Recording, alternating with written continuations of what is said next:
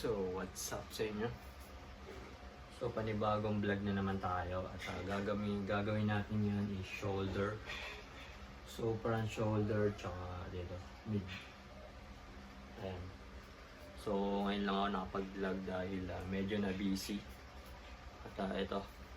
So, mag-shoulder tayo tsaka gagamitin ko itong punching bag. So, yung boxing na rin tayo saglit. So, ito munang shoulder gawin natin. So, madali lang to kung meron kayong dumbbell sa bahay. Kung meron kayo, kahit isang dumbbell lang kaya-kaya nyong gawin. So, let's go. So, ito yung gagamitin natin dumbbell. Nasa 5 kilograms lang. Pwede.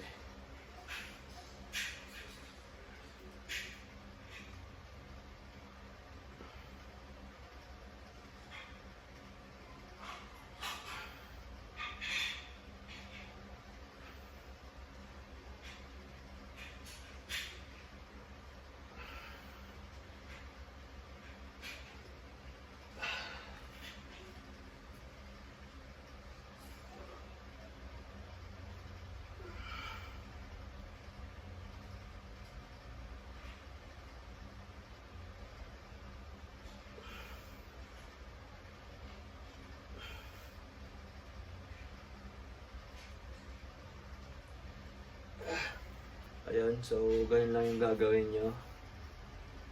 Ang ginagawa ko doon, 12 reps tapos 3 sets.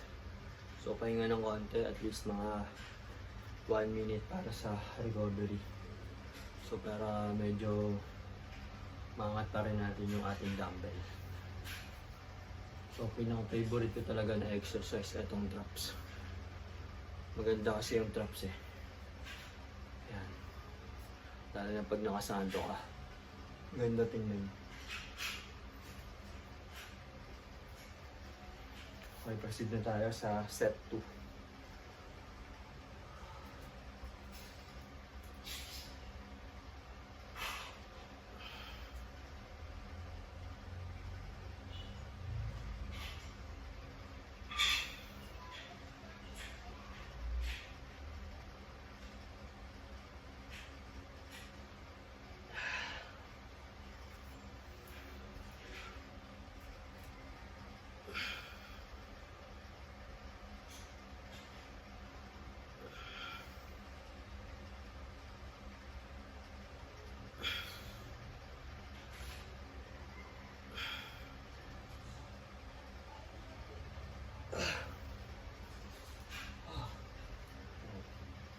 Kung ayaw nyo hanggang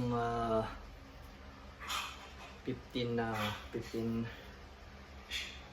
sets, pwede. Kahit ilan? Kahit 20 set. Kahit 12, 15 repetition, pwede. 15 reps. 20 reps, pwede. Hanggat kaya nyo. Pero mas maganda yung tama lang para hindi kayo injured, tsaka yung bigat yung tamang-tama lang kayang buhatin ng shoulder nyo, kasi pag sobrang bigat pwede kayong ma-injured tsaka yung form. Ayan. So last set.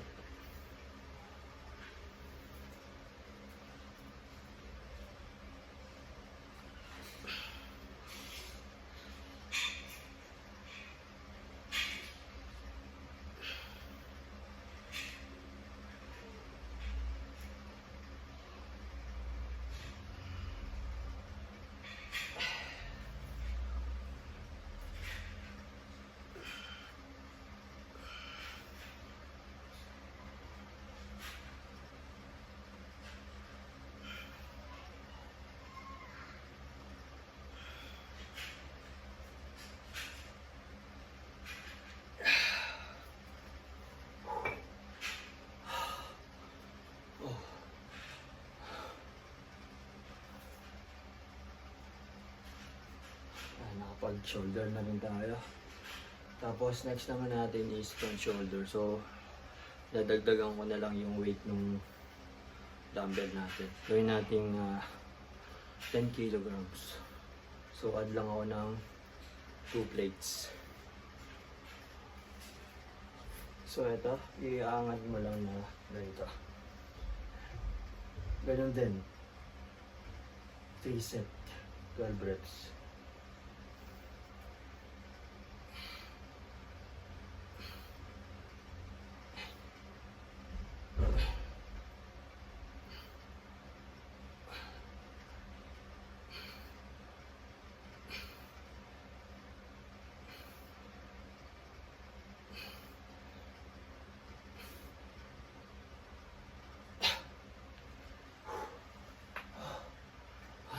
Pwede kang mag-add ng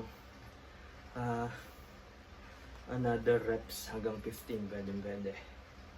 Ayan, kung medyo kulang sa inyo yung 12 reps, add lang kayo ng another 3 to 5 reps. Ayan, hanggat kaya nyo, pwede naman. So para dito yan sa front deltoid natin or front shoulder. Pwede pag ganitong pag-angat niya, kailangan yung kamay nyo nasa harap. Kasi pag dito prone sa injury. And based on my experience lang. So kahit nakaupo, pwede yun.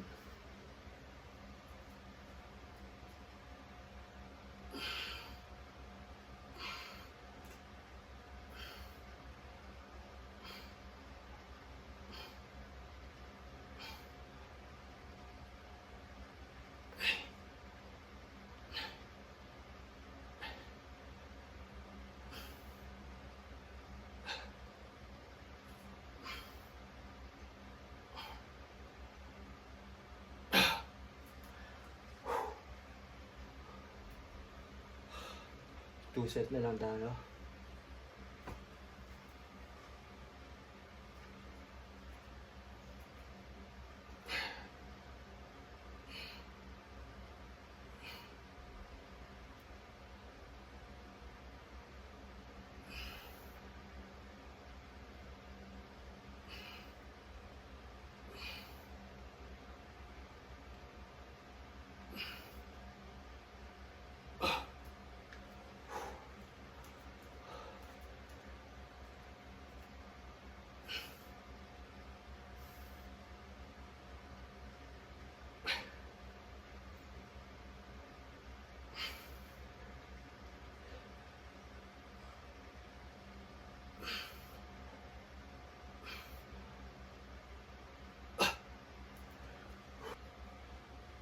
Kaya kung makikita nyo, nag-pump na siya.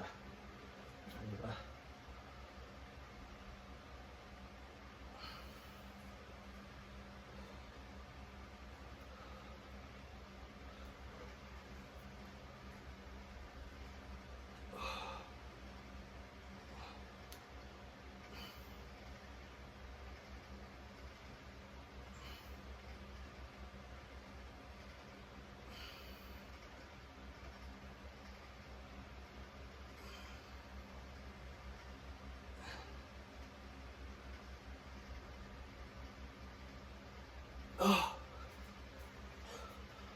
So last one na lang. Kaya natin yan. Sakit.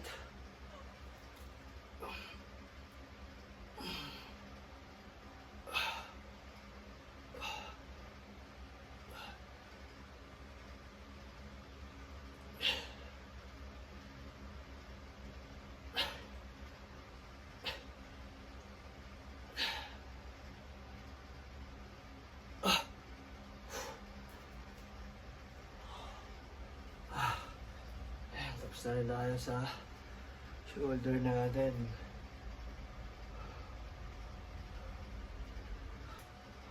Pakita ko na rin sa inyo yung para sa rear delts natin dito sa likod. Gawin lang natin is 2 sets lang. So Dapat dito mas maganda kung nakaupo. Pero okay lang din nakatayo. Tapos medyo heavy ng konti pag nakatayo. So 10 kilograms lang kasi yung ating dumbbell. Ang pag nasa gym ako, ginagamit ko mga 15-17 na kilograms na dumbbell. So okay na rin to for demo lang.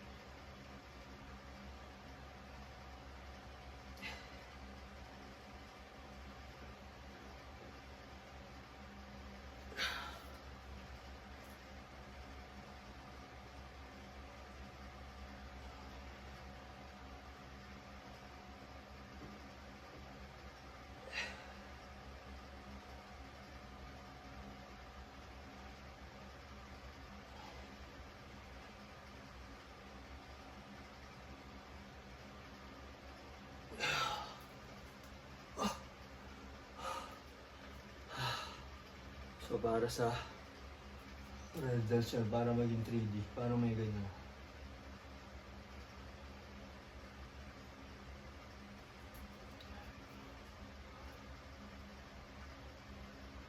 Mas maganda yung pag na fully build nyo yung shoulder. Ang gandang tingnan. So last one set. So hindi naman siya ganun kahirap yung ating shoulder workout. Kailangan lang meron kayong at least one dumbbell.